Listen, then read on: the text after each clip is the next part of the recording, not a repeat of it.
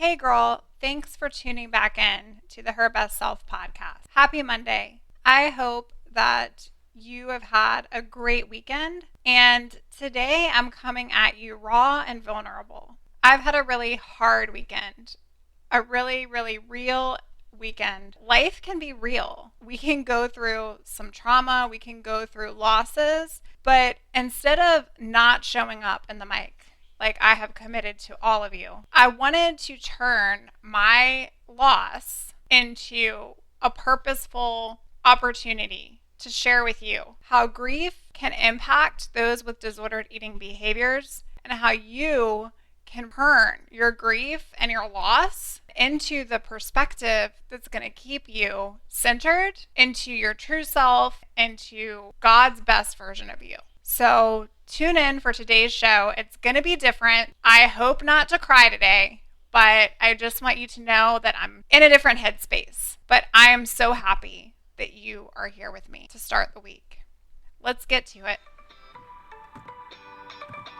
Hey girl, welcome to the Her Best Self podcast. I'm Lindsay Nickel, former competitive figure skater and perfectionist, turned God-led imperfect boy mom and digital CEO. If you find yourself constantly thinking about food and wondering if you'll wake up one day free from the obsessive thoughts and behaviors controlling your life, then I've created this podcast for you because I know exactly what it's like to be a downright hot mess trapped in the destructive cycle of disordered eating. I finally found freedom, and you can too, girlfriend. So if you're ready to heal your relationship with food and body and break the chains of control and show up in your best health, then grab your favorite Tarjay journal and let's get to it so you can start living your best life as your best self. Okay, here we go. So it has been, like I mentioned, a true weekend. To start off, I'm not fully prepared and fully ready to go into all the details. I'm sure I will share some of that upcoming. But for any of you that have experienced loss in your heart, I know that you will hear me today when I talk about grief and I talk about just experiencing that pain, whether it's been a spouse, a relationship, whether it's been a passion on your heart or maybe your job or the pain of dealing with this eating disorder, the pain it's caused someone else, all of it can cause so much grief. The pain that I've dealt this weekend, I just was not fully, I don't think anybody is fully prepared for pain when it hits us, right? Like a tidal wave. But I wanted to be vulnerable today because this is my life. And this is my mic. And I feel like in order to be completely transparent and authentic with all of you, I need to let you know where I am. And I'm human, right? And we all go through things. And pain and grief, all of it is so tightly intertwined with disordered eating behaviors as a means of coping. And while I will tell you that I am not having triggers because I have developed all of these tools and resources that I use with all of you and all of my clients from a recovery process, and I fully trust and believe in that. I will tell you that grief brings out so many emotions. And just a little bit about what happened this weekend, in case you are kind of wondering, I have had a dog who has been my best friend for the past 14 years. She was with me right after treatment. She was with me holding things together. She was with me during breakups and heartbreaks and kids and other dogs and just all of the things. And my Yorkie Lily passed away last night in my arms. And I have not ever felt a feeling quite like that before. I mean, I had dogs when I was growing up, but they were more, my parents' dogs. But this was my dog. She has been with me over a decade. And while I knew she was getting older, it was just really hard being in that situation, trying to bring her peace, trying to, keep her calm. And ultimately, again, I don't want to talk too much about it because I feel like I'm already to the point where I'm still processing a lot of it. But ultimately, she passed away in my arms and I felt her heartbeat stop. And there is nothing, if you've ever experienced grief, there is nothing like life being gone from something. And so today I wanted to talk about this because I feel like so much of our life in an eating disorder is spent consumed by those thoughts and feelings. So much of our life. The reality is that that is so internally bound. Like that is for an external reason. And life is so fragile. And so I want you to hear today that your life is fragile, friend. You can get through this.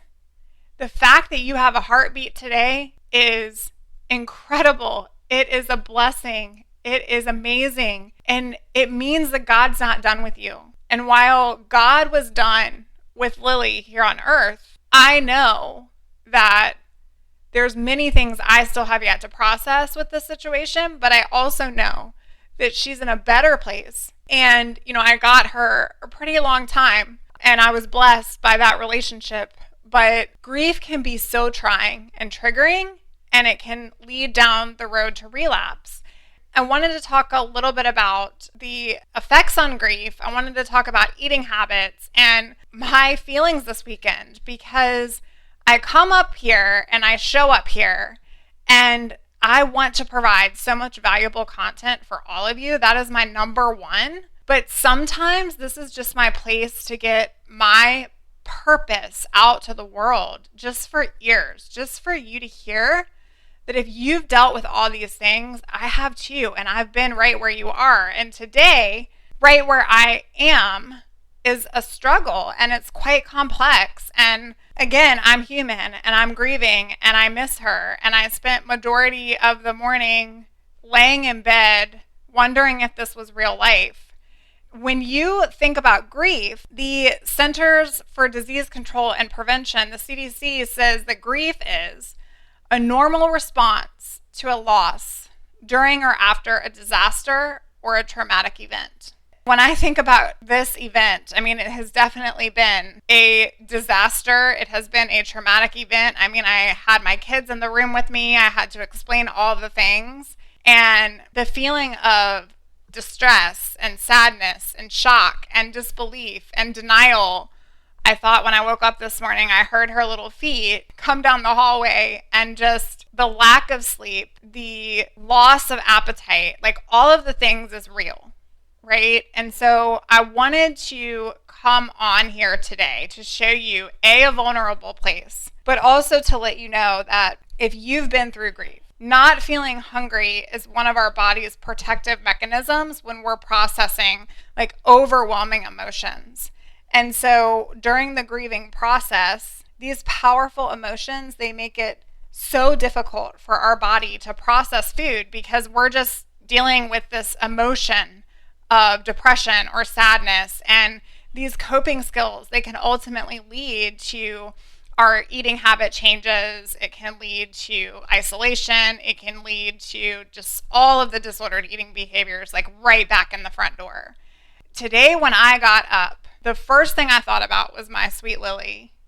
And the second thing I thought about was, this is a traumatic event. How can I nourish myself today so that I can take care of everyone else around me, so that I can get to a place where even though this has occurred in my life and loss is going to occur in your life, it doesn't have to overtake you, and you can get to a place of acceptance, because it is extremely overwhelming. The emotions that you deal with and the instability and the disturbances and all of the things are so real. But instead of skipping meals, fasting, counting calories, cutting things out because you don't, quote, feel hungry, instead of using all of that for the eating disorder brain to thrive out of its shell again, for me, it was empowering to say, I know, I feel like I'm going to throw up right now. I don't feel like eating, but I'm going to not allow the enemy to get a foothold, because this is a grieving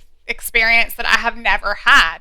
And we don't know what old common behaviors will come back in, knocking on our front door when we allow a foothold into our life. And so today, if you've ever been in a place of grieving, if you've ever lost an animal, a person, a relationship, a job, an opportunity, all of the things, I want you to know that you may feel out of control. You may feel like you are losing at life. You may feel like it is so bad you don't see tomorrow. But if we can set that aside and we can say to ourselves that this is a part of our life, this is a part of our journey, this is a part of our story, this is a part of our experience, this is a part of this place here on earth. And I'm going to deal with these things because I'm human and I'm going to lose people, and it doesn't make it easier, and it doesn't make it less traumatic, and it doesn't make it less triggering, and it doesn't make it less tragic. But leaning in and going, I can stand in my truth of these coping skills that I've established. I can stand in my truth,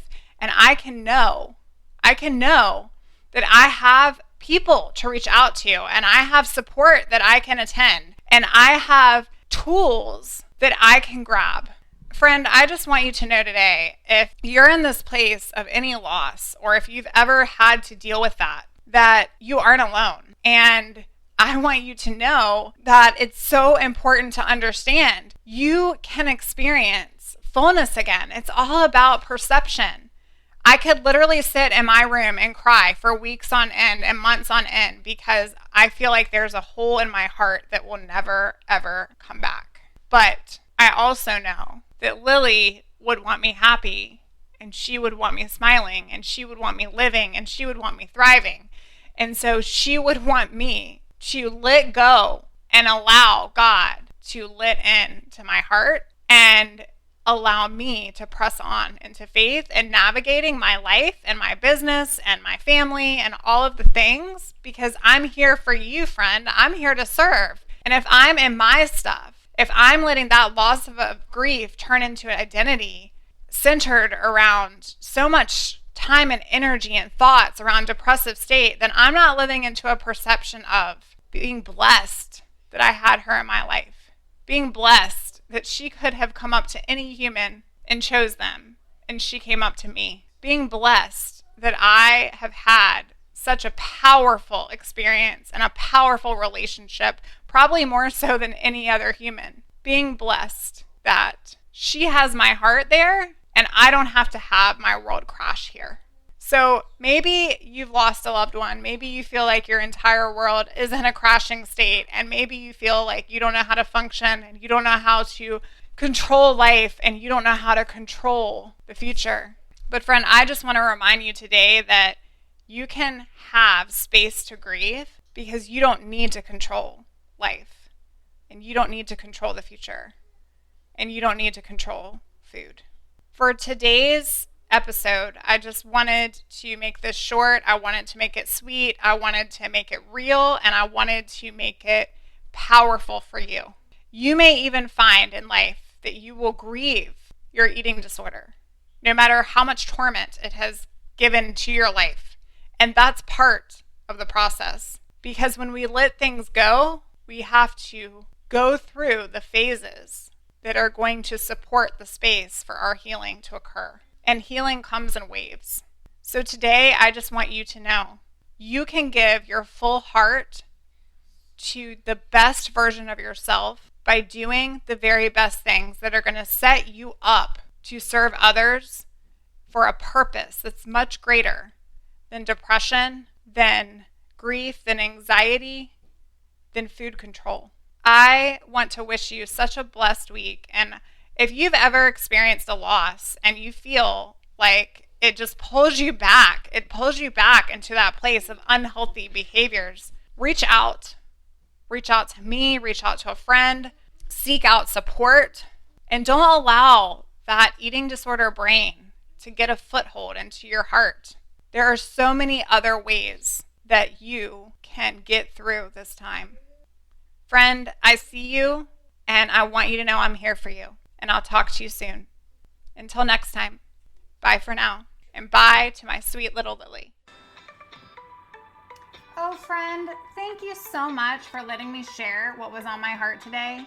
My hope for this podcast is to help more women find freedom from food and body. If this has empowered or blessed you, let me know. I'd be honored for your rating and review of my show, and I'd love to connect with you in my private Facebook community. You really can move from perfection to purpose. Let's break the chains together. I'll help navigate the way. Until next time, bye for now, girl.